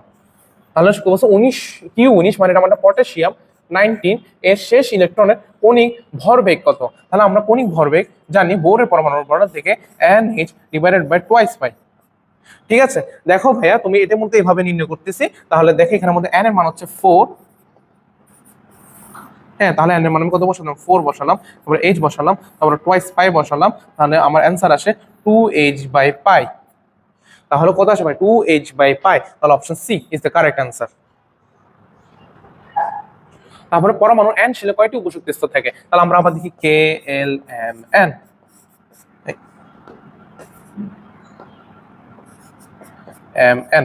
n হচ্ছে কি ভাই? n এর জন্য n ইজ ইকুয়াল টু হচ্ছে 4। তাহলে n ইজ ইকুয়াল টু 4 এর জন্য আমি l এর মান পাবো 0, n-1 পর্যন্ত। হ্যাঁ, 0 টু n-1 পর্যন্ত। তাহলে আলটিমেটলি 0, তাহলে 0, তারপর হচ্ছে কত 1, 2, 3। তাহলে l এর জন্য আমি এখানের মধ্যে কত তিনটি n ইজ ইকুয়াল টু 4 এর জন্য l এর তিনটা মান বিদ্যমান। তাহলে তিনটা মান বিদ্যমান মানে যে তোমার n ইজ ইকুয়াল টু 4 উপশক্তি আছে, কয়টা উপশক্তি আছে বিদ্যমান? তাহলে 4s 4p 4d 4f। বাহ, কি সুন্দর, n ইজ ইকুয়াল টু 4 এ উপশক্তি থাকে 4টি। বাহ, সুন্দর মিলে গেল। তারপর বোর পরমাণু অনুসারে কোনটির বর্ণনা ব্যাখ্যা করা যায়? যে হিলিয়ামের ইলেকট্রন সংখ্যা হচ্ছে 2টি, হিলিয়াম প্লাস এর ইলেকট্রন সংখ্যা হচ্ছে 1টি, লিথিয়াম হচ্ছে 3। তাহলে লিথিয়ামের জন্য ইলেকট্রন সংখ্যা হচ্ছে, এখানে লিথিয়াম প্লাসের জন্য ইলেকট্রন সংখ্যা হচ্ছে 2টি, তারপর হচ্ছে তোমার লিথিয়ামের জন্য ই ইজ ইকুয়াল টু হচ্ছে তোমার 3টি। তাহলে এখানের মধ্যে আমরা জানি হাইড্রোজেন সদৃশ পরমাণুর যে বর্ণালী সেটি ব্যাখ্যা করা যায়। তাহলে হাইড্রোজেন সদৃশে হাইড্রোজেন আছে 1টি ইলেকট্রন, ঠিক তেমনি হিলিয়াম আয়নও ইলেকট্রন আছে, হিলিয়াম প্লাসেও ইলেকট্রন আছে 1টি, তাই বলে এটি অ্যান্সার হচ্ছে বি। তারপর কোন মৌলের ইলেকট্রন বিন্যাস সাধারণ নিয়মের ব্যতিক্রম? এটা আমরা দেখেছি, এটা অবশ্য ক্রোমিয়াম, তোমরা নিজেরা দেখে নিবে। হ্যাঁ, চেষ্টা করবে একটু। এবার আসছো আচ্ছা না, আমরা এমসিকিউতে আছি। নিচের উদ্দীপকের আলোকে পরবর্তী প্রশ্নের উত্তর দাও। তাহলে আলটিমেটলি ইলেকট্রন শক্তি স্তর, বি শক্তি স্তর, সি শক্তি স্তরে ঘূর্ণায়মান ইলেকট্রনটির কণিক ভরবেগ কত হবে? তাহলে এখানের মধ্যে দেখো তো কত, এটা 1, এটা 2, এটা 3। হ্যাঁ, তাহলে এটি সি উপস্থিত আছে ঘূর্ণায়মান ইলেকট্রনের কণিক ভরবেগ কি হবে? L ইজ ইকুয়াল টু আমরা জানি NH divided by twice pi. তাহলে n এর মান হচ্ছে যে তোমার 3, তাহলে এখানে 6.626 into 10 to the power minus 34 আর টোয়াইস ইনটু 3.1416। তাহলে এটার ক্যালকুলেশনে উত্তর যদি আমি করতে থাকি তাহলে 3/2, তাহলে এখানের মধ্যে হচ্ছে, তাহলে অ্যান্সারটা তোমরা অবশ্যই ক্যালকুলেট করে নিবে যে এটা অ্যান্সারটা হচ্ছে তোমার বি আসবে। হ্যাঁ, যে তুমি যদি ক্যালকুলেশনটা করো তাহলে এটা অ্যান্সার আসবে তোমার B, 3.16 into 10 to minus 34 metre square. হ্যাঁ, এখানে একটা জিনিস আবার লক্ষ্য করবে, মনে করে এই মানটা তোমাকে এখানেও দিল, এখানে দিলে, এখানে দিলে, কিন্তু এককটা ভিন্ন দিলে। হ্যাঁ, এটা এস এটা কিছু হবে। হ্যাঁ, তোমার প্রিন্টিং মিস্টেক আসছে, অ্যান্সার হবে বি। তাহলে m উপশক্তি আছে সর্বোচ্চ কয়টি ইলেকট্রন থাকতে পারে? যে m শক্তি আছে কে এল এম এন, তাহলে 3 নম্বর m এর জন্য হচ্ছে 3, তাহলে অবশ্যই 18টি 2n শক্তি স্তর অনুযায়ী। তাহলে n এর মান আমি যদি 3 বসাই, 3 স্কয়ার 2 ইনটু 9, তাহলে 18। ওকে, তাহলে নিচের উদ্দীপকের আলোকে পরবর্তী প্রশ্ন উত্তর দাও। যে এখানে দেখা যায় এ শেষ স্তরে ইলেকট্রন সংখ্যা কত? এ শেষ স্তরে ইলেকট্রন সংখ্যা কত? যে আমরা এখানে তো জানি যে 19, তাহলে অবশ্যই পটাশিয়াম। আমরা পটাশিয়াম নরমালি শেষে থাকবে 4s1, কিন্তু যেহেতু এটা পটাশিয়াম প্লাস, তাই বলে সে একটি ইলেকট্রন ছেড়ে দিয়ে তার ইলেকট্রন বিন্যাস দাঁড়াবে 1s2 2s2 2 আচ্ছা ঠিক আছে, ওটা তোমরা কনসিডার করো, হ্যাঁ 2p6 thrice s2 thrice p6। ঠিক আছে, তাহলে 18টি, তাহলে বলতো কি শেষ শেষ শেষ স্তরে, তাহলে আলটিমেটলি এখানে হচ্ছে তাহলে n 3 এর জন্য তাহলে অবশ্যই আছে কত তোমার 8টি, তাহলে आंसर হচ্ছে সি 8টি। তাহলে পরমাণুর নিউট্রন সংখ্যা কত, তাহলে ultimately 19 minus 90 is equal two আমাদের 20।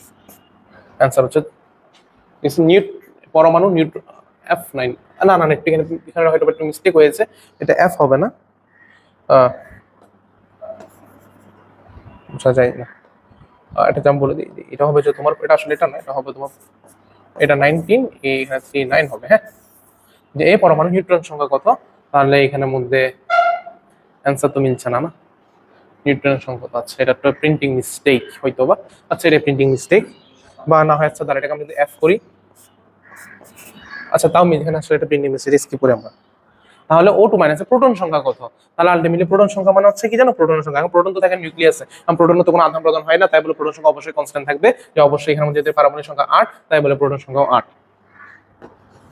তাহলে হাইড্রোজেন মূলের সর্বশেষ আইসোটোপ না সর্বশেষ আইসোটোপটি নিউট্রন, হাইড্রোজেন মূলের সর্বশেষ আইসোটোপের নিউট্রন সংখ্যা আমরা জানি হাইড্রোজেনের ক্ষেত্রে 1s2, তারপর 1s2 এভাবে থাকে, তারপর হচ্ছে 1s3 থাকে এভাবে, তাহলে এখানের মধ্যে যদি এটা 1 হয়, তাহলে এটা যদি 2 হয়, তাহলে হচ্ছে 2টি, তাহলে এটা आंसर হচ্ছে 2।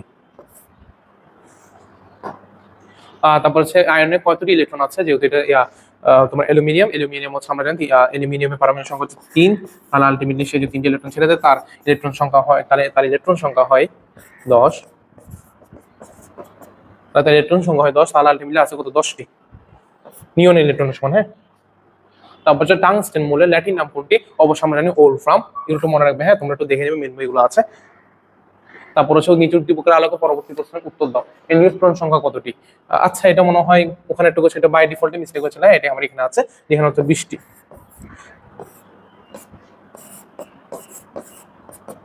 99 মাইনাস 90 ইকুয়াল 20, তাহলে এখানে आंसर হচ্ছে কত ভাইয়া 20টি, এখানে आंसर হচ্ছে কত 20টি, এটা গত ওই প্রশ্নটা যেটা ছিল এটা আবার এখানে রিপ্রিন্ট হয়েছে, তো আমরা সঠিক উত্তরটা পেয়ে গেলাম।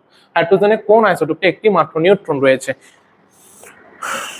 ট্রিটিয়াম, ডিট্রিয়াম, প্রোটিয়াম, প্রোটিয়াম হচ্ছে যে 111 আর ডিট্রিয়াম হচ্ছে 13, তাহলে ডিউটেরিয়াম হচ্ছে 12, তাহলে একটি মাত্র নিউট্রন রয়েছে, তাহলে এখানে নিউট্রন সংখ্যা আমি হিসাব করে তাহলে 1, তাহলে আলটিমেটলি आंसर হচ্ছে বি। তারপর টাংস্টেনের প্রতীক কোনটি, টাংস্টেনের প্রতীক হচ্ছে ওলফ্রাম, এটাকে মূলত ডব্লিউ দ্বারা প্রকাশ করে, এটা হচ্ছে কি ডব্লিউ, হ্যাঁ ডব্লিউ বড় হাতের ডব্লিউ দিয়ে প্রকাশ করে। সোডিয়ামের ল্যাটিন নাম কি, সোডিয়ামের ল্যাটিন নাম কি, এটা হচ্ছে ভাই নাট্রিয়াম, যাকে মূলত আমরা সংক্ষেপে এন এর দ্বারা প্রকাশ করে থাকি, তো নাট্রিয়াম। ঠিক আছে ভাই, এটা হচ্ছে কি ভাই নাট্রিয়াম।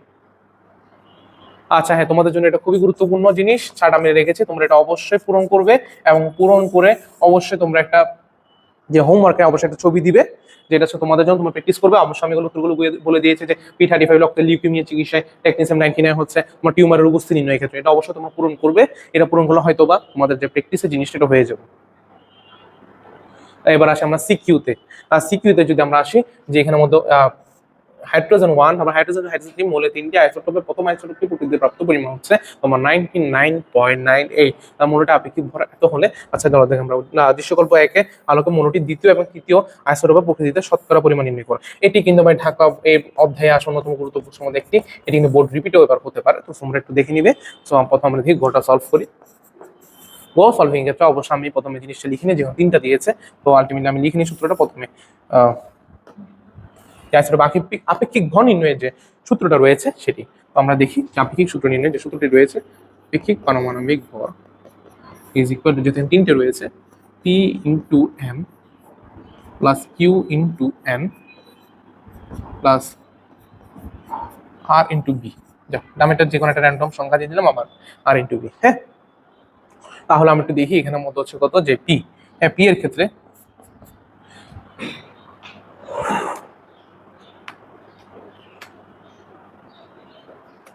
তাহলে আলটিমেটলি 1, এখানে রয়েছে কত 1 ইন্টু 99.98 আসবে, হ্যাঁ এখানে এটার মান। এখন দেখো ভাই প্রকৃতিতে এটা পাওয়া যায় 99.98%, ঠিক আছে, কিন্তু প্রকৃতিতে ওই তিনোটা হাইড্রোজেনের পরিমাণ যদি আমি হিসাব করি প্রকৃতি এরা থাকে 100%, ঠিক আছে, তাহলে 100% থেকে যদি আমি এটা মাইনাস করি তাহলে যে পার্সেন্টেজটা থাকে সেটা হচ্ছে কি যে 99, তাহলে 0.02%।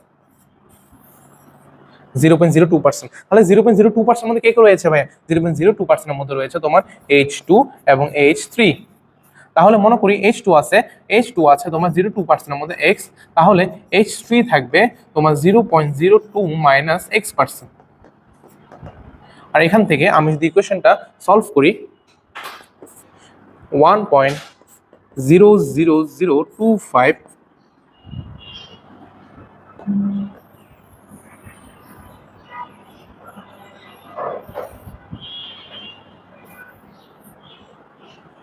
আচ্ছা এটা এখানে থাক। হ্যাঁ, তাহলে এখানের মধ্যে চলো আমরা ইকুয়েশনটা সলভ করে নিই।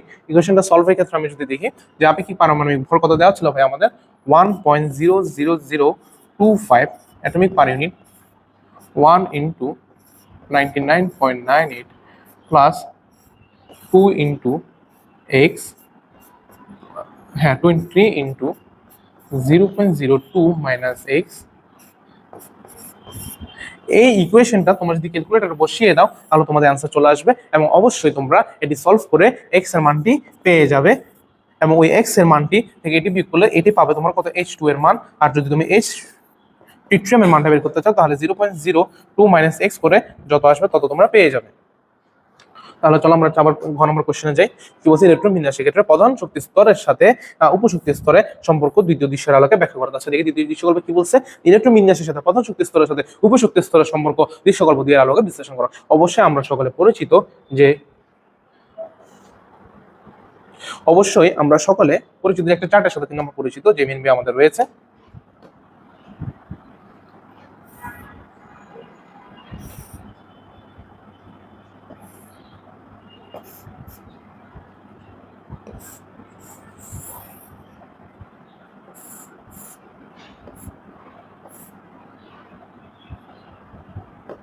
আচ্ছা যাই হোক, আমরা এটা আঁকার চেষ্টা করি। হ্যাঁ,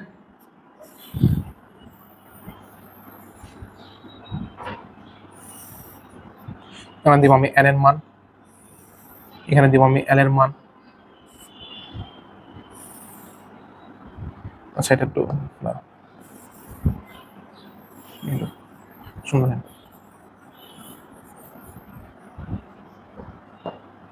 এটা হচ্ছে এইভাবে আঁকলাম, এইভাবে দিলাম, এই এই এই এন এর জন্য একটা টানলাম, উপশক্তি স্তরের জন্য একটা টানলাম, আবার উপশক্তি স্তরে সরি এন এর জন্য এল এর মান, এবং এল এর মানের উপর ভিত্তি করে আমার উপশক্তি স্তর কয়টি, এবং ওই উপশক্তি স্তরে তোমার ইলেকট্রন সংখ্যা, আর এখানের মধ্যে থাকবে কি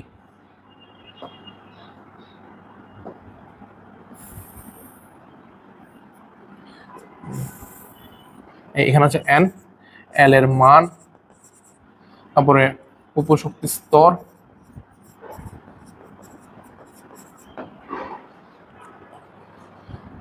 ইলেকট্রন সংখ্যা,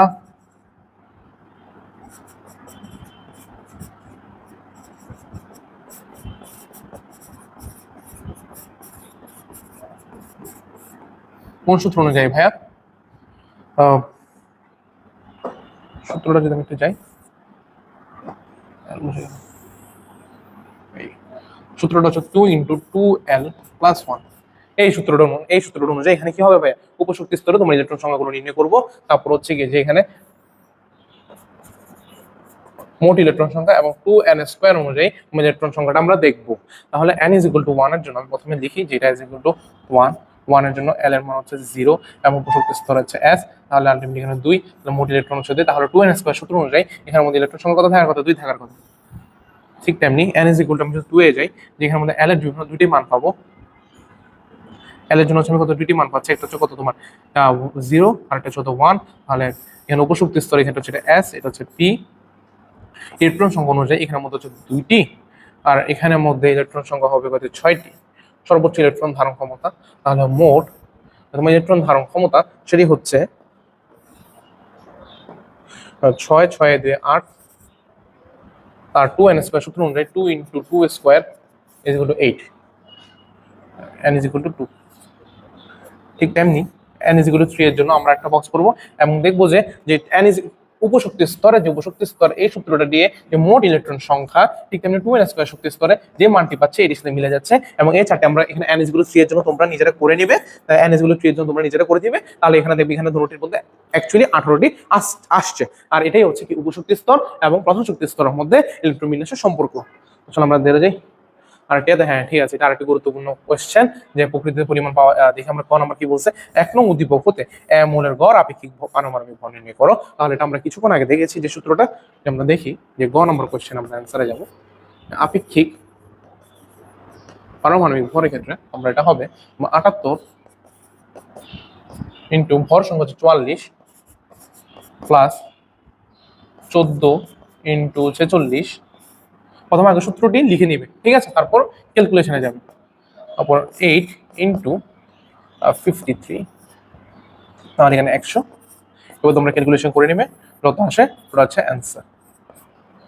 তারপর হচ্ছে উপশক্তি স্থূল শক্তির ক্রম এটা হচ্ছে কিন্তু এটার জন্য, হ্যাঁ 2 নম্বর উদ্দীপকের জন্য। তাহলে এটা হচ্ছে 5s 5s 4 4d 5d উপশক্তি স্তরগুলো শক্তির ক্রম, পরমাণুতে ইলেকট্রন বিন্যাস নীতি প্রতিফলন, শক্তিটি মূল্যায়ন করা। হ্যাঁ জি ভাইয়া, যে 5p থেকে 6s এর শক্তি বেশি, 6x থেকে 4f এর শক্তি বেশি। যেখানে মধ্যে দ্বিতীয় উদ্দীপকটি বলেছে তোমার যে 5p 6s 4f, এটা হচ্ছে আবহাওয়া নীতিটা, হ্যাঁ যে আবহাওয়া নীতি যে উপশক্তি স্তরে n + n এর মান বেশি, হ্যাঁ সেটি হচ্ছে কোথায় প্রবেশ করে, আগে প্রবেশ করবে। যে উপশক্তি স্তরে আর না n + n এর মান কম, সেখানে ইলেকট্রন আগে প্রবেশ করবে, যেখানে n + n এর মান বেশি সেখানে পরে ইলেকট্রন প্রবেশ করবে। তাহলে আমি যে 5p এর শক্তি যদি দেখি, তাহলে এর শক্তি হচ্ছে তোমার n হচ্ছে 5, তাহলে 5 + 1 হচ্ছে 6, এটার হচ্ছে 6 + 0 এটা হচ্ছে 6। হ্যাঁ এখানের মধ্যে বললাম কি n এর মান ভিন্ন কিন্তু n + n এর মান একই, কিন্তু n এখানের মধ্যে n = 6 আর এখানে n = 5, 6 > 5, তাই বলে 6s এর শক্তি 5p থেকে বেশি। তাহলে 4p এর ক্ষেত্রে আমরা একটু শক্তিটা দেখি, যেখানে মধ্যে একটা 4 + 0 1 2 3, তাহলে আলটিমেটলি এখানে শক্তিটা হচ্ছে 7। আর এখানে যে শক্তিটা রয়েছে যে 5 + 2 = হচ্ছে কত ভাই, 7। ঠিক এখানে n এর মানটা এই 4f এর মধ্যে 5d এর n এর মান মানে n = 5, 4f হচ্ছে n = 4, তাহলে 5d এর শক্তি 4f হতে বেশি, তাই বলে এখানের মধ্যে কি 5d তে পরে 4f এর পরে ইলেকট্রন প্রবেশ করবে। এবং তোমরা এটা সুন্দর মতো গুছিয়ে লিখে দিবে। পরের একটাতে যে হ্যাঁ পরের যেটি সেটি হচ্ছে দেখো যে উদ্দীপকে ডি মোলের শেষ কক্ষপথে ইলেকট্রনের কণিক ভরবেগ নির্ণয় করো। আবার একই প্রশ্ন, উদ্দীপকের ডি মোলের শেষ কক্ষপথ হচ্ছে এটা। তাহলে এটা 1 2 3 4, তাহলে এটা 4, এখানের মধ্যে যদি মানটি দেওয়া আছে তো আমরা জানি যে কণিক ভরবেগ L = mvr = nh/2 পাই। তাহলে তোমরা এই সূত্রটা ব্যবহার করে অ্যান্সারটা করে নিবে।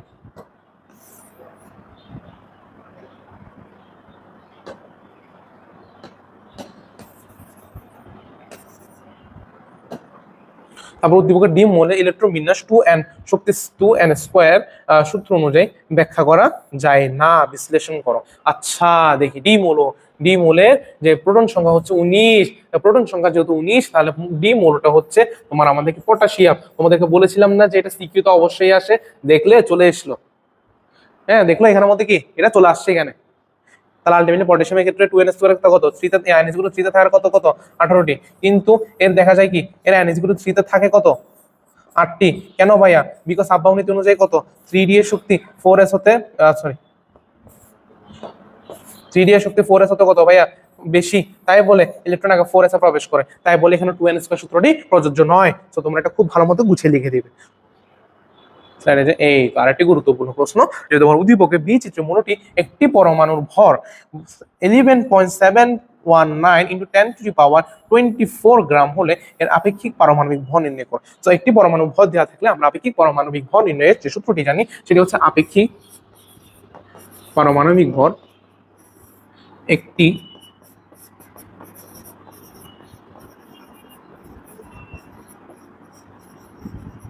ভর কার্বন বায়ো আইসোটোপের ভরের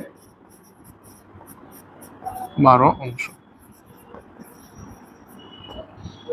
তাহলে এটার মান কত জানি আমরা ভাইয়া? এটার মান আমরা জানি 1.66 × 10⁻27 kg = 1.66 × 10⁻24 গ্রাম। তাহলে এখানে আমরা বসিয়ে দিই 1.1719 × 10⁻24, তাহলে 1.66 × 10⁻24, তাহলে এখানে তোমরা উত্তরটি পেয়ে যাবে। ক্যালকুলেশন করবে এবং উত্তরটি পেয়ে যাবে। পরমাণুটি গঠন ব্যাখ্যা উদ্দীপকের কোন চিত্রটি অধিকতর গ্রহণযোগ্য যুক্তি সহ ব্যাখ্যা করো। তাহলে ভাই এখানে প্রথম চ্যালেঞ্জিং হচ্ছে যে কোনটি বোর মডেল কোনটি রাদারফোর্ড মডেল চিহ্নিত করা। দেখো এখানে তোমাদেরকে ইলেকট্রনের যে কোনো একটা আগমন থাকে, হ্যাঁ ইলেকট্রন উপর উঠতেছে ইলেকট্রন নিচে নামতেছে সেটা দেওয়া আছে, তাই বলে এটা বোর। আর এটি হচ্ছে কি ভাই তাহলে রাদারফোর্ড, বিকজ রাদারফোর্ডে আমাদের বই এরকম একটা চিত্রটা দেওয়া আছে। তাহলে দেখো বই দেওয়া চিত্রটা কতটা ইম্পর্টেন্ট যে আমরা দেখার সঙ্গে সঙ্গে চিহ্নে ফেলতে পারতেছি। তাহলে এটা হচ্ছে কি রাদারফোর্ড।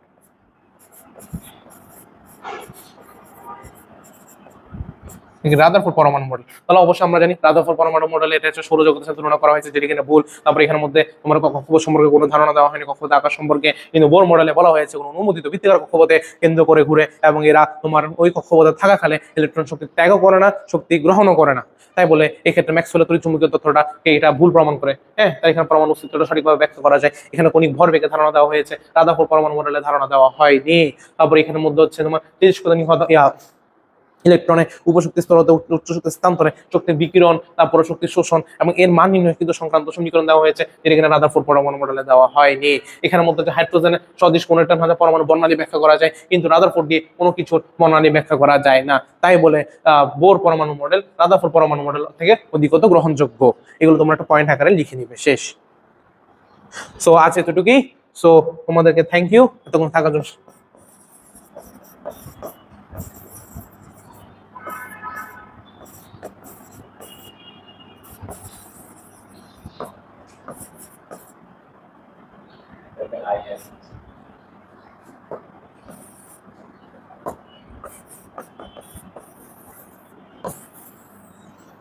তো তোমাদের জন্য তৃতীয় অধ্যায়টা খুবই একটা গুরুত্বপূর্ণ চ্যাপ্টার ছিল। এখান থেকে আমরা এমসিকিউ সলভ করেছি, তারপর যে ইম্পর্টেন্ট সিকিউ গুলো রয়েছে যে টাইপের সিকিউ তোমাদের আসতে পারে সেটি সলভ করেছি।